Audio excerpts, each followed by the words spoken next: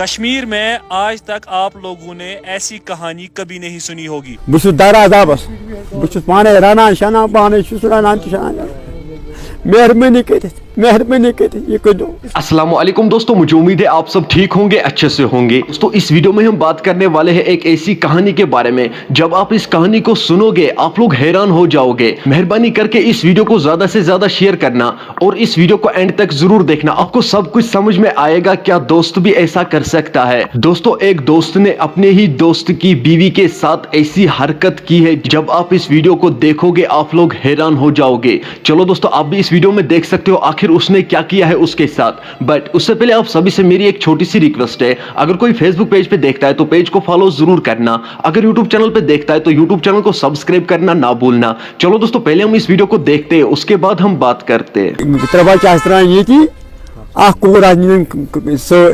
لکڑ بچن نیم ست مے گو خش پانچ دہ برٹھ 5 رت گئی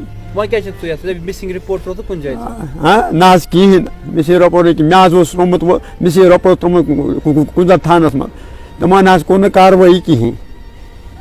بہت کران گزارش اس نفر یت پہ نا کہین لڑائی نہ کہین لڑائی نہ کہین لڑائی نہ کہین مے پھر گناہ تمس دوستنی کریں. بہت پان صدر ست بہت پان سود ساز پتہ کور مے تمس دوستنی پتہ کور دوست پتہ کور مے خش مے غریبس ترونس پتھر نوتوان ترونس پتھر. بہت غریب مسکین لاچار یہ نفر یہ نسان وچھو تت کرو اغوا مہربانی مت گنڈ پور بہت یژھان بہت ان خاندانی گھر بہت پتھر پیومت نوتوان پیومت پتھر. بہت دراز آبس بہت پانے رنان شنان پانے رنان شنان مہربانی کرتے یہ کدو.